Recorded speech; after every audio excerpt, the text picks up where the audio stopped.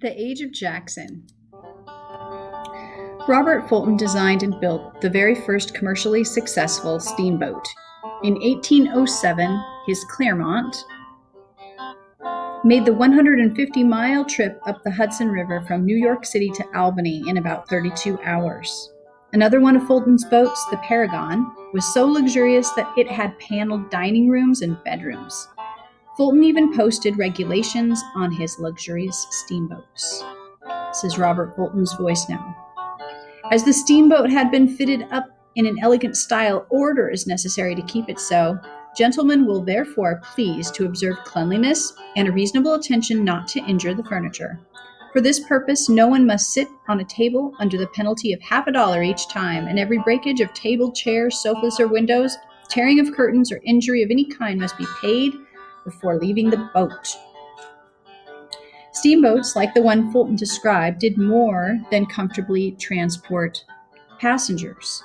They also carried freight and played an instrumental role in uniting the nation economically.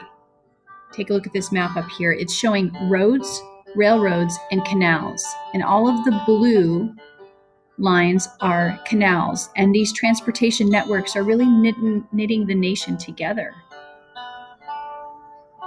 Although tensions continued to arise between different sections of the nation, a growing national spirit kept the country together. This spirit was ultimately personified by Andrew Jackson, a self-made man from the growing West who was both confident and dynamic. And that's where we're headed today. In the early decades of the 19th century, the economies of the various regions of the United States developed really differently.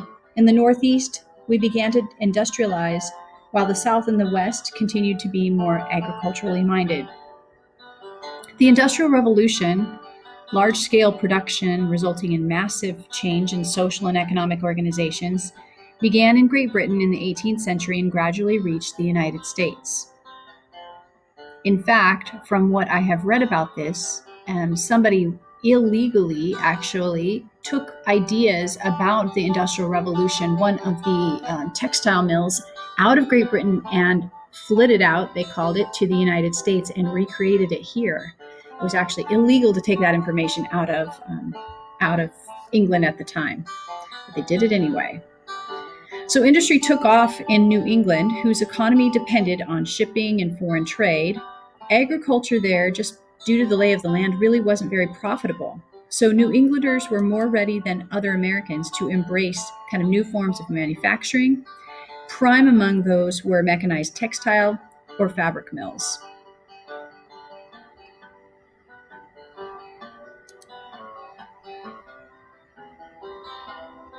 Soon, farmers in the North began to specialize in one or two crops or types of livestock, such as corn and cattle, sell what they produced to urban markets, and then purchase with cash whatever else they needed from stores. Increasingly, these were items made in northern factories, and as a result, a market economy began to develop in which agriculture and manufacturing each supported the growth of one another in the North.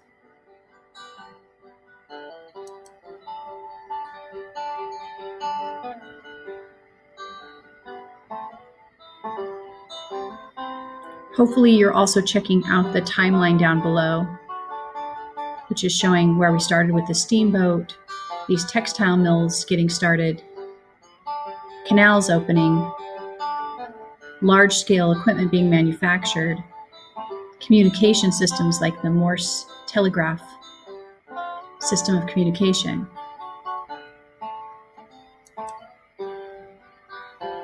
However, the South remained largely agricultural.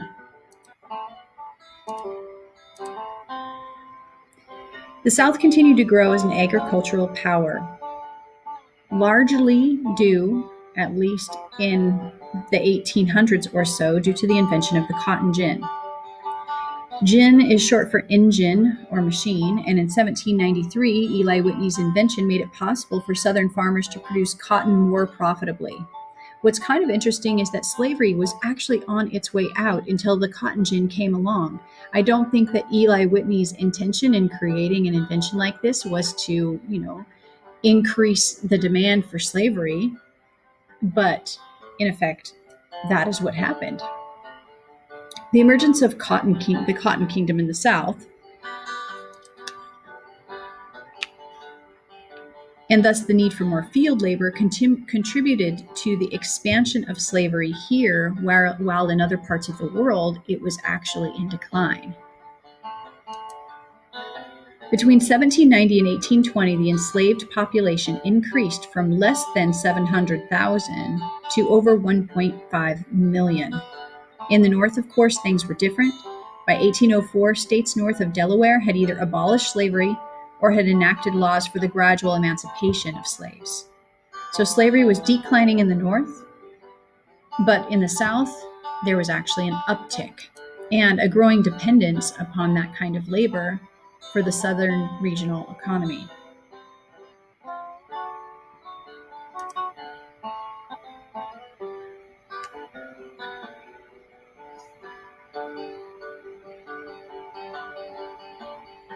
You can check out the population between 1790 and 1860 of millions of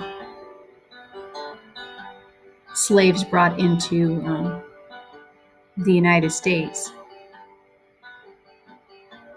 And also up in this area here, you can see how cotton production increased. 3,000 bales in 1790 to more than 2 million bales in 1850.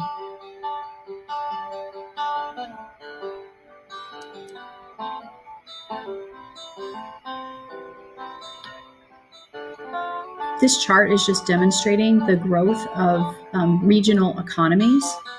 It's a little bit difficult to look at, but you could push pause right now and take your time. You can see that between 1774 and 1840, you can kind of track the personal income, the per capita growth here, and see that in New England states, it more than doubles. Mid-Atlantic nearly doubles. In the South, a decline. So per annual growth, you can see here, between 1800 and 1840, you can see overall growth here. Just to keep something in perspective, the growth of the United States during this time period far exceeds, like England and Western European countries. So the growth is still pretty remarkable. However, the South is definitely like slowing and lagging the development of the national United States economy. It's actually pulling the average down. These economic differences often created political tensions, as you can imagine, between different sections of the nation. Throughout the first half of the 19th century, however, American leaders managed to keep this nation together.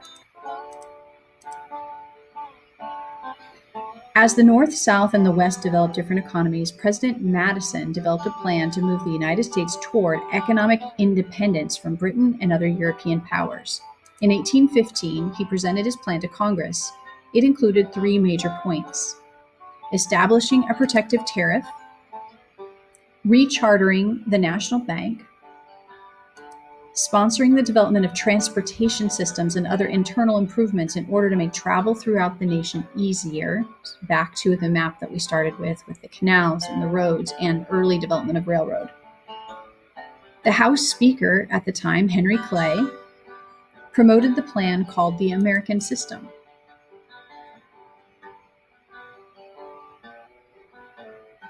Madison and Clay supported tariffs on imports to protect U.S. industry from British competition. Most Northeasterners who also welcomed those protective tariffs. However, people in the South and the West, whose livelihoods did not depend on manufacturing, were not very eager to tax European imports. Nevertheless, Clay, who was from the West, Kentucky, and John C. Calhoun, who was a Southerner from South Carolina, convinced Congress from their regions to approve the tariff of 1816.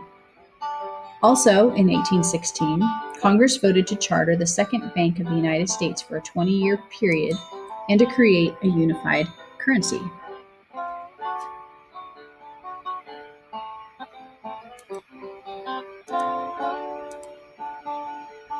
In spite of these efforts to unify the national economy, sectional conflicts remained part of American politics. In 1818, settlers in Missouri requested admission to the Union. Northern and Southerners disagreed, however, on whether Missouri should be admitted as a free state or a slave state. Behind the leadership of Henry Clay, Congress voted and passed a series of agreements in 1820 and 1821 known as the Missouri Compromise.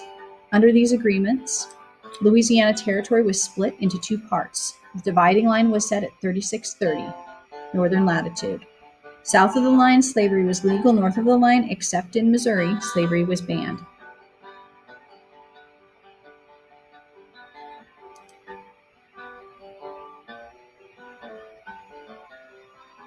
These growing regional differences and growing political differences foreshadow problems maintaining unity in the United States.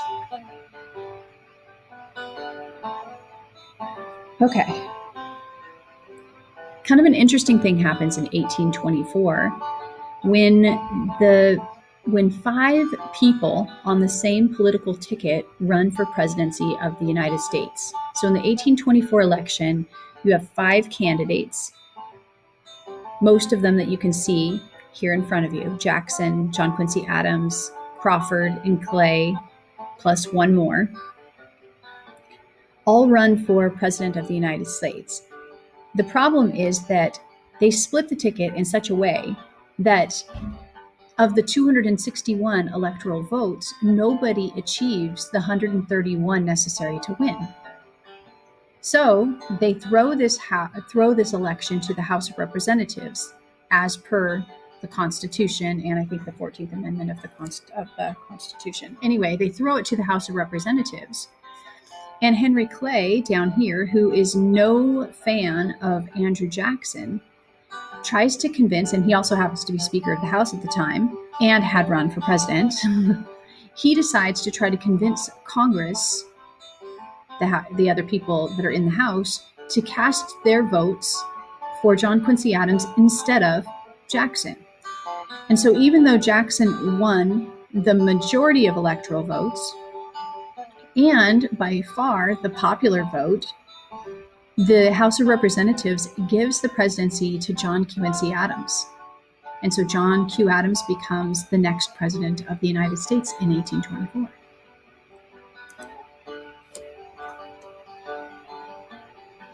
Right away, people start making plans as to how they are going to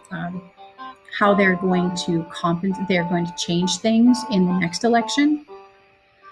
So John Quincy Adams is replaced by Andrew Jackson in the next election. And one of the things that Andrew Jackson brings to the table is this idea of representing the common man.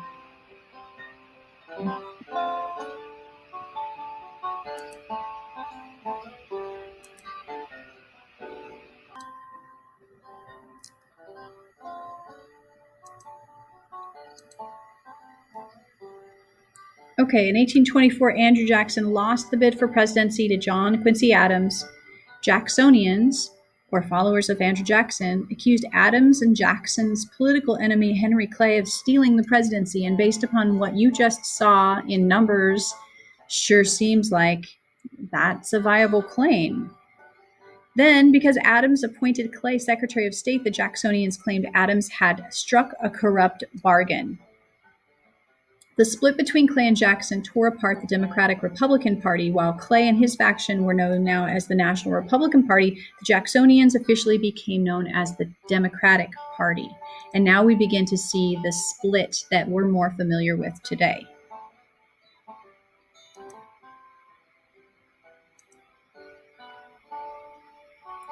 John Quincy Adams' presidency. During his presidency, most states had eased property requirements for voting. Thereby, it enlarged the voting population. In the election of 1824, about 350,000 white males voted for presidency. In 1828, over 3 times that number voted.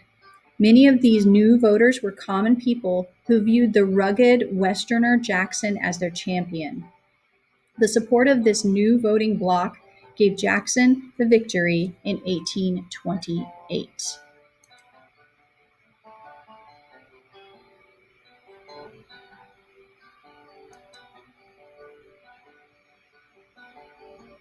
There's a variety of reasons for the expansion of the number of people voting,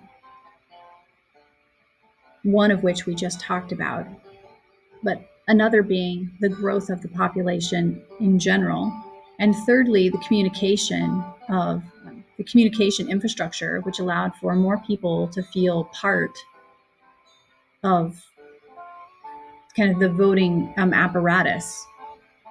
And so you can see one of the things that the Jacksonian presidency is referred to as the kind of Jacksonian democracy. And under Jacksonian democracy, we see this like growth of this middle group of people. So it's Jackson's ideal of political power for all classes is referred to as Jacksonian democracy, seeking to give common people a chance to participate in their government. It had its ups and downs, and we'll talk about the downs later. Okay, we're stopping right there.